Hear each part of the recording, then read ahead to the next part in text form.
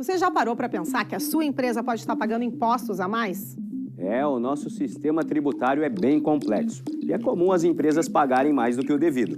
Saiba que é possível recuperar os valores dos últimos 5 anos e reforçar o seu caixa. A Fortus Tax é especialista no assunto e já ajudou muitas empresas nos seus 18 anos de atuação. E o mais importante, você só paga pelo serviço depois que o dinheiro estiver na sua conta. Fortus Tax. Pagar o justo é o nosso forte.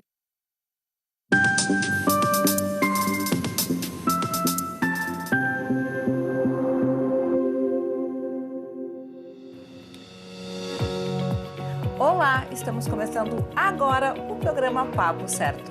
Eu, Amanda de Oliveira e Evonira Aguiar. E hoje é comemorado o Dia Internacional da Felicidade, o Dia Mundial da Agricultura e o início do outono.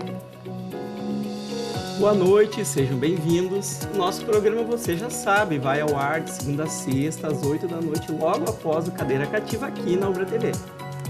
O papo de hoje é papo de direito de trabalho e o tema é trabalho escravo no Brasil. Você sabia que o trabalho escravo é crime e no nosso país já fez 60 mil vítimas de 1995 a 2022?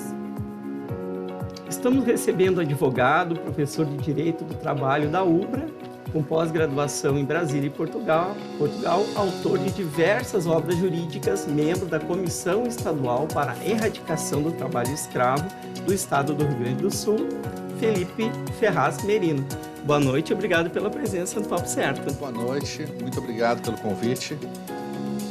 Seja muito bem-vindo, então, doutor Merino. Venha também você de casa saber mais enviando a sua pergunta ou comentário através do nosso WhatsApp 51 30 29 80 80 e o nosso convidado vai responder aqui no programa. Agora um rápido intervalo e já voltamos.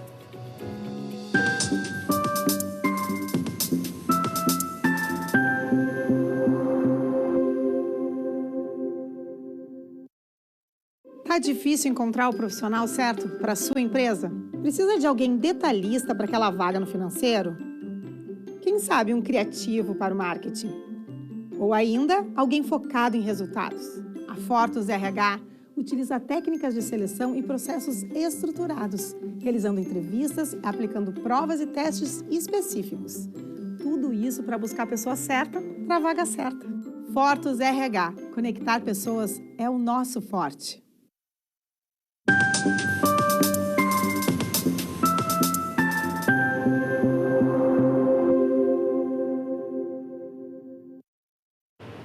Estamos de volta com um Papo Certo e não se esqueçam que também estamos ao vivo pelo YouTube e Facebook e você pode compartilhar nosso programa através dessas redes sociais.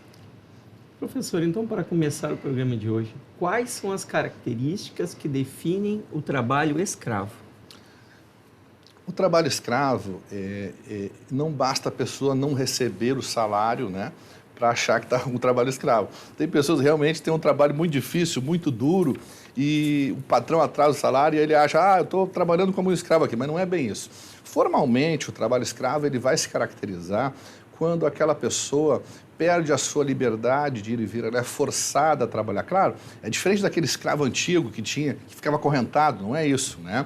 Mas a pessoa fica muitas vezes numa fazenda ou num lugar afastado que ele não consegue voltar para sua casa. Tem pessoas ali, às vezes, fazendo a vigília de forma armada, obrigando ele a fazer aquele trabalho, né? E sem ter a remuneração adequada, né? Ou então o empregador acaba dando uma remuneração que ele consegue só comer, ele não consegue ter um salário efetivamente digno e condições também de trabalho. As condições degradantes também são características do trabalho escravo, que é a exploração, né? Quando a pessoa é explorada ali por aquele empregador, que ele quer simplesmente ter o lucro sem cumprir nenhum direito trabalhista. Então, essas pessoas são submetidas ao trabalho escravo, muitas vezes, quando esses empregadores estão em busca do lucro e não querem cumprir as normas trabalhistas. E, professor, quais são as penalidades, então, executadas quando realmente se tem a comprovação desse trabalho escravo? Vamos lembrar que o trabalho escravo é crime, né? Ele está previsto no Código Penal e tem uma pena entre 2 e 8 anos, né? Que pode ser agravada dependendo do caso, se for cometido contra criança, por exemplo, né?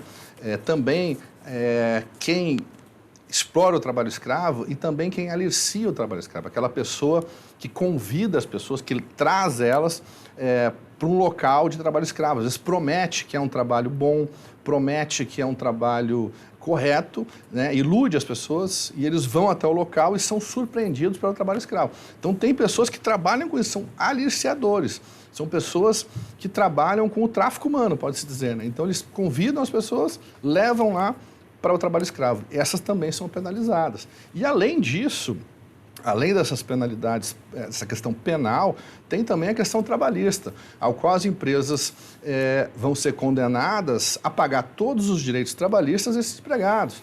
Férias, 13º, fundo de garantia, assinatura de carteira, aviso prévio, enfim, todos os direitos da legislação trabalhista são garantidos a esses trabalhadores submetidos ao trabalho escravo, que, posteriormente, em sentença judicial trabalhista, o empregador vai ter que pagar retroativo todos os valores. E, além disso, o Ministério Público também pode entrar com uma ação civil pública contra essas empresas, ao qual pode ser determinado pelo juiz uma multa pesadíssima, um valor de indenização pesadíssimo, que pode ser 500, R$1 milhão, até mais, dependendo da gravidade do assunto. Então, nós temos aí a penalidade penal, a questão trabalhista e também a ação civil pública, visando reparar essa situação, né? Bem. E quais são as principais características dos trabalhadores que são submetidos ou suscetíveis ao trabalho escravo? Essa é uma pergunta interessante porque, na minha pesquisa de dados, de levantamento de dados, né, se verifica que nós temos pessoas de todas as idades, nós temos pessoas de sexo feminino, sexo masculino, né, mas principalmente aquelas pessoas mais jovens e com menos qualificação, com menos estudo, né, com ensino fundamental incompleto, são mais vítimas, de acordo com as estatísticas levantadas no site do Ministério Público do Trabalho, né? Então, existe uma estatística levantada desses trabalhadores resgatados no Brasil e, dentro dessas estatísticas, nós temos homens e mulheres, mas principalmente pessoas entre 20 e 29 anos são os maiores vítimas, né? E com pouco estudo, com ensino fundamental incompleto. Também já temos casos de pessoas idosas que foram pegas no trabalho escravo, temos pessoas cursando nível superior que já foram resgatadas em trabalho escravo. Então, pode-se dizer que nós temos vários tipos de pessoas vítimas dessa situação, mas os jovens ficam mais vulneráveis, até porque não têm experiência profissional, querem buscar uma colocação no mercado, aquela ânsia de começar a vida, de ter um emprego, ele muitas vezes é enganado e vai, né, para um lugar que tem esse trabalho escravo, né? E uma coisa específica do Rio Grande do Sul, essa pesquisa que tem no Ministério Público, né, inclusive verificou a questão de pessoas, né, de raça branca, negro ou índio, né? E na região sul, as pessoas de raça branca são mais vítimas, o índice é maior na região sul de trabalho escravo, né? Mas esse número, doutor, é de trabalhadores aqui do nosso próprio estado ou são de pessoas que vêm de fora? Nós temos... Não generalizado. Não dá para ter uma generalização, né? Nós temos gente em todo o Brasil que sofre com o trabalho escravo. E aí nós temos aqui na região sul e temos também em outros lugares do Brasil. Essa análise que eu fiz dos dados estatísticos são os dados do Brasil todo, mas também dados da região sul. Então, esses que eu falei, que predominantemente raça branca, é aqui na região sul. E as pessoas que são resgatadas aqui no Rio Grande do Sul, uma média de 30 a 60 pessoas por ano em trabalho escravo. Isso são dados que são colhidos de processos judiciais, né, do Ministério Público e também da polícia e também dos auditores fiscais, uma média de 30 a 60 por ano. É claro que às vezes tem mais, um número maior, né, mas no Sul é mais ou menos essa média. E mesmo assim é um número bem relevante, não é? É um número bem relevante, é um número bem Para relevante. 2023, né? Sim, com certeza. Mas continuando, professor, aqui no nosso estado, quais são as regiões ou tipos de locais que mais foi observada, então, essa demanda de trabalho escravo? Nós temos o trabalho escravo que ocorre nas capitais, né, de pessoas que são submetidas à indústria têxtil. Então, por exemplo, ele fica lá fabricando roupa, sapato, essas coisas, e muitas vezes isso acontece com imigrantes, ao qual o empregador toma o seu passaporte, ele fica ali numa situação de dependência porque ele não está regularizado aqui e tem esse trabalho escravo na cidade, isso ocorre na cidade também. Mas o maior índice de trabalho escravo é nas lavouras, né? Nas plantações. Por quê? Porque é um local de difícil acesso. Então, como é que o auditor fiscal vai chegar lá, a polícia vai chegar lá, a fiscalização vai chegar? É mais difícil fiscalizar. Então, por esse motivo, nós temos aqui no Sul e no Brasil, em geral também, um número de trabalho escravo muito maior de trabalhadores nas lavouras, né? Nas lavouras, principalmente naqueles lugares mais afastados, né? Onde é difícil chegar à fiscalização. Tivemos aí também a questão do Covid, né? Que causou uma dificuldade maior ainda de fiscalização, né? De transitar, de ir até os locais. Então, isso tudo prejudicou, né? E acabou contribuindo para ter mais casos com trabalho escravo. Certo. E, professor, melhor dizendo, né? Prefere ser doutor, professor. O trabalho terceirizado pode ser uma fragilidade para que ocorra o trabalho escravo?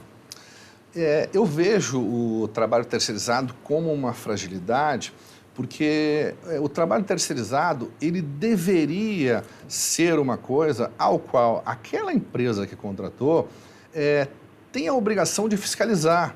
Ela tem a obrigação de estar presente, de verificar a regularidade, mas muitas empresas que contratam o trabalho terceirizado, elas não fiscalizam, elas não observam o trabalho daquela empresa terceirizada. Então, isso traz uma fragilidade. Quando você trabalha numa empresa e você assume aquela empresa como sua, veste a camiseta, não é? Você tem uma relação diferente com o empregador e o empregador com você. Quando você é terceirizado, não tem essa relação. E aí, muitas vezes, esses terceirizados estão em locais distantes, né? Não estão ali diretamente com o empregador, e acabam acontecendo essas irregularidades, como trabalho escravo e outras questões trabalhistas, por falta de fiscalização daquela empresa tomadora do serviço terceirizado, que tem a obrigação de conferir todos os meses o quê? Contribuição previdenciária. Eu ia fazer exatamente essa pergunta para o senhor. Qual a forma, então, que essa empresa que está tomando aquele trabalho terceirizado, o que ela pode fazer para se proteger, para que exatamente essa terceirização que ela está tomando, aí numa busca de uma especialização, muitas vezes, não é? O que ela pode fazer para se proteger e essa terceirização, então, ela não trazer esse risco? Nós temos o entendimento já dos juízes do trabalho, do Ministério Público do Trabalho, de que essa empresa, ela que contrata a terceirização, ela tem que verificar todos os meses os recolhimentos previdenciários dos empregados, assinatura de carteira, tem que pedir comprovante do pagamento de salário, tem que pedir comprovante do recolhimento do FGTS, de todos os direitos daquele empregado, mensalmente numa tabela e também presencialmente. Aquela empresa tem que ter, a empresa que contrata uma terceirizada tem que ter um funcionário, um agente fiscalizador que esteja presente lá com esses empregados terceirizados para verificar também as condições de trabalho, porque lembramos também que tem questões de segurança do trabalho, acidente de trabalho, além de trabalho escravo e vários direitos que a empresa que contrata, ela é responsável também. Então, juridicamente, ela é responsável por qualquer coisa que aconteça no trabalho terceirizado. Então, ela deve fiscalizar, além de acompanhar toda a documentação dos recolhimentos trabalhistas e previdenciários, essa empresa tem que ter alguém presente lá onde tem esse trabalho terceirizado, diariamente, verificando se as condições dos empregados estão adequadas, né, e de uma forma preventiva. Perfeito. Professor, qual é o órgão público que é responsável, então, por essa fiscalização? Nós temos vários órgãos aí envolvidos na questão da fiscalização com relação ao trabalho escravo, mas o Ministério do Trabalho é o principal deles, né?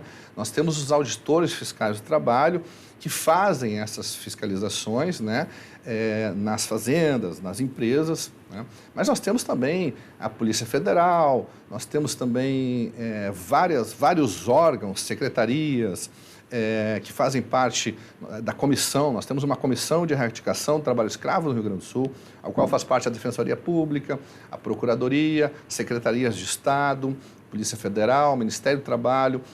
E esses órgãos, em conjunto, fazem um trabalho de prevenção e também de auxílio na fiscalização do trabalho escravo no Brasil. E os trabalhadores, então, submetidos ao trabalho escravo, quais são os seus direitos? Os trabalhadores, eles têm, primeiro, que ser tratados igual aos trabalhadores normais, com todos os direitos de assinatura de carteira. Se ele for capturado lá em trabalho escravo, o juiz vai determinar que assine a carteira dele de forma retroativa, que se pague os salários, que se pague férias, 13º, fundo de garantia, aviso prévio, todos aqueles direitos trabalhistas, recolhimentos previdenciários, né? E, além disso, né, também, esse empregado tem direito a receber uma indenização por dano moral, porque ele trabalhou. A Justiça do Trabalho já tem pacificado, né, a jurisprudência, indenizações por dano moral em valores relevantes para empregados que passam por essa situação. E como que funciona o procedimento de resgate das vítimas, professor?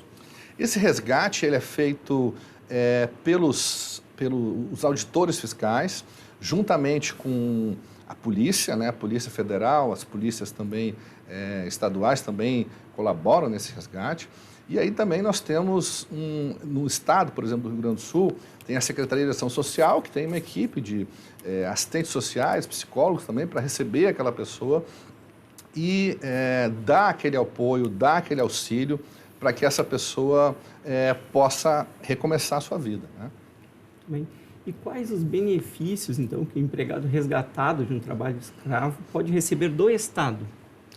O Estado hoje tem na legislação a previsão de pagamento de 3 parcelas de seguro-desemprego ao empregado que é resgatado numa situação de trabalho escravo. Então, ele tem 3 parcelas de seguro-desemprego, além de todos os direitos que ele vai receber, como indenização, danos morais, né, na Justiça do Trabalho, que ele pode receber. Tem também essa questão do seguro-desemprego por 3 meses, né? Eu até acho que talvez isso poderia ser ampliado por um tempo maior, né? Talvez 5 meses. Isso é uma das coisas até que eu participei de uma reunião na Comissão Nacional de Erradicação do Trabalho Escravo, e uma das coisas que eu pedi ao ministro foi que se ampliasse isso do governo federal para 5 parcelas, porque essas pessoas muitas vezes estão traumatizadas, estão com problemas de saúde, né? E para elas se recuperar, 3 meses é pouco. Ela tem que se recuperar desses problemas psicológicos e físicos e buscar um emprego no mercado. Realmente. Então, a seguir, nós vamos fazer a interação com a nossa audiência. Então, fique aí que já estamos voltando.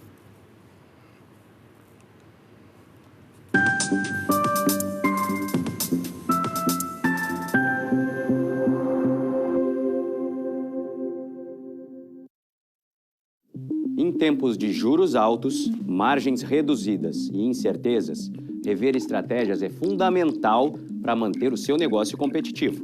Esse cenário exige planejamento e organização financeira. Nessas horas, qualquer ajuda é bem-vinda, mas a ajuda de um especialista é necessária. A Fortus Consulting conhece na prática e tem as soluções adequadas para cada situação. Fortus Consulting. Melhorar os seus resultados é o nosso forte.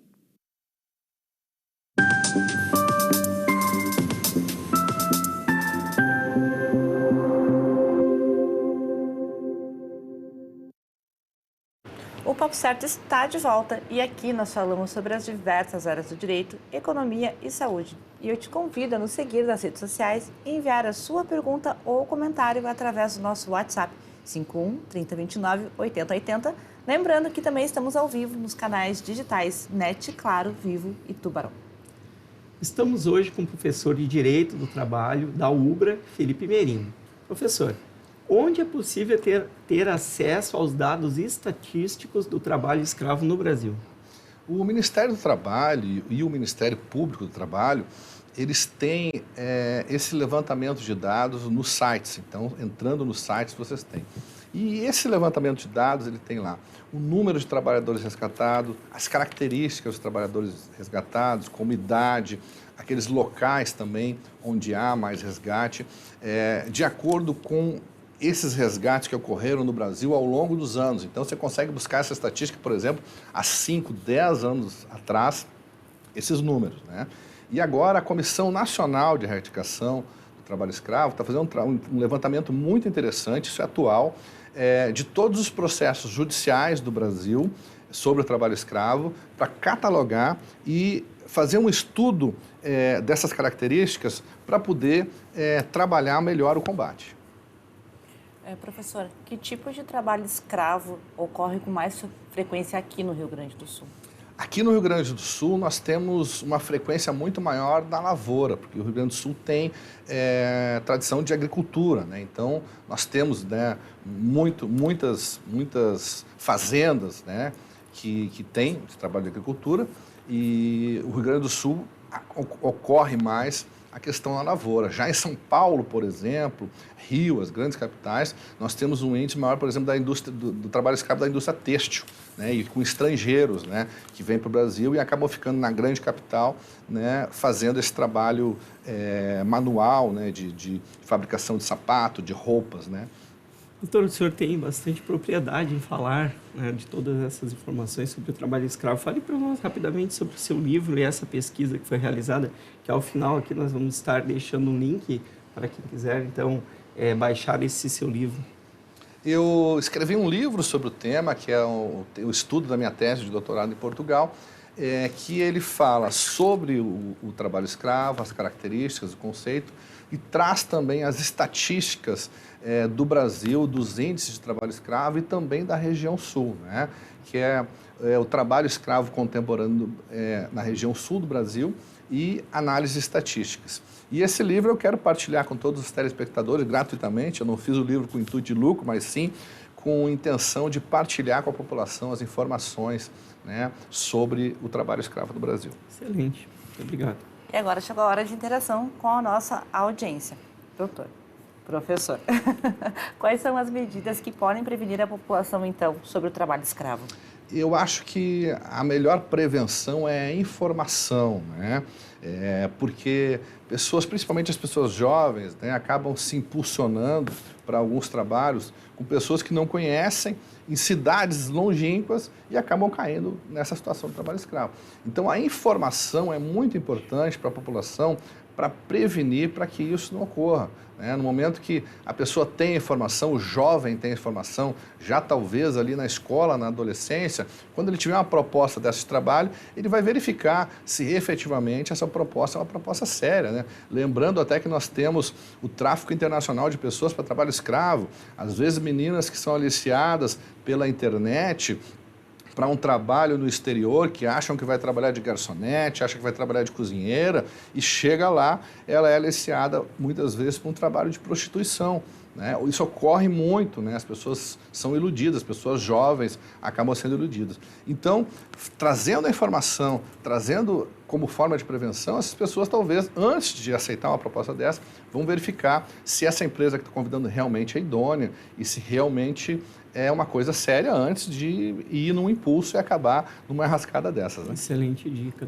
E, professor, quais benefícios podem ser fornecidos aos trabalhadores resgatados em situação de trabalho escravo? Eu vejo que o trabalhador resgatado, ele tem que ter um acolhimento, né? E nós temos já no Brasil algumas casas já de acolhimento, ao qual é como se fosse um albergue. Então, esse trabalhador resgatado, ele vai lá e vai morar um tempo lá nesse albergue até que ele consiga se restabelecer financeiramente e conseguir um outro trabalho. E o Rio Grande do Sul também, né, o estado do Rio Grande do Sul vem trabalhando na criação de um albergue aqui no Sul, provavelmente daqui nos próximos anos, a não sei quanto tempo, mas provavelmente nós vamos ter também um albergue no Sul específico para empregados resgatados. Então, ele tem que ter um atendimento lá com assistente social, com psicólogo, que vai dar todo o amparo para que ele se recupere, né? Tenha aquelas condições básicas, tenha um curso profissionalizante, por exemplo, para que ele possa buscar um emprego regular e se recuperar. Até porque são diversos órgãos, secretarias, né? E, enfim, entidades que, ao saberem desses casos que ocorrem, não é? Vão em auxílio a essas pessoas e aí tem uma série de benefícios, não apenas do Estado, mas também de outras instituições. Muito bem. Mais um comentário aqui que chegou, na verdade é uma pergunta. Eu gostaria de saber se o professor tem conhecimento de casos de trabalhadores escravos resgatados com reincidência. Esse é um assunto que, infelizmente, acontece, né? Pessoas que são resgatadas nessa situação do trabalho escravo degradante, recebem o seguro-desemprego e depois, por não ter uma oportunidade de trabalho, acaba voltando para esse lugar que ele era escravizado porque ele não tem para onde ir. Então, acontece, infelizmente, alguns casos de reincidência porque o próprio empregado não tinha para onde ir e voltou para lá. Por isso a importância desse amparo ao trabalhador resgatado, para que ele tenha condições de ter um curso profissionalizante, de ter um albergue para ele ficar, de ter até um seguro-desemprego maior, ao invés de 3 meses, 5 meses, né? Para que ele possa se restabelecer e voltar ao mercado de trabalho, né? Para evitar essa reincidência, infelizmente tem. E temos reincidência de tomador desse serviço, no caso, o patrão ali de reincidência também? Infelizmente ocorre, né? Tem pessoas que fazem esse tipo de trabalho como o seu ofício, né? Explorar as pessoas, né? E aí, em caso de reincidência, inclusive, as penas são maiores, né? Então, tem pessoas que são criminosos mesmo, que têm como profissão aliciar, ou seja, captar essas pessoas e levar para o trabalho escravo. Pessoas que já foram presas e foram presas novamente, né? Isso é um crime, né? E que as pessoas veem o lucro e não a situação humana, infelizmente. Mais uma vez eu queria... Em todos os casos, é passível de prisão ou tem alguma outra forma deles serem penalizados sem ser pela prisão? As penalidades, além de prisão, são também pagamento de indenização àquelas pessoas que foram vítimas, né? Então, além da prisão, eles têm também o pagamento de uma indenização civil àquelas pessoas, que são um dano moral ou ação do Ministério Público também, né? Ação civil pública, que obriga também ele a pagar um valor de indenização. Né? Mas não corre o risco de ser apenas um serviço comunitário e mais multa? Sempre há prisão, doutor? Esse caso de exploração, trabalho escravo, como ele é um caso grave, mais grave, né? E é uma pena maior. Nós temos, por exemplo, juizado de penas causas, de crimes menores, né? Que a pessoa vai lá e presta serviço à comunidade. Não é o caso do trabalho escravo. Como ele é um crime mais grave, as pessoas acabam sempre sendo efetivamente condenadas a uma pena, né? É claro que cada caso é um caso. Tem que se verificar efetivamente pessoas que estão fazendo trabalho escravo e, às vezes, também você pode ter uma pessoa muito pobre numa fazenda e que não tem conhecimento, que acaba tendo lá um empregado nessas condições, mas sem ter aquela intenção. Então, tudo isso tem que ser verificado pelo juiz, né? Quais os meios, então, que o cidadão pode e deve realizar denúncias? Temos aqui uns 30 segundos. As denúncias devem ser enviadas ao Ministério do Trabalho. Também você pode ligar para o 190 para a polícia mesmo, porque trabalho escravo é um crime. Então, você liga para a polícia e pede ajuda, né?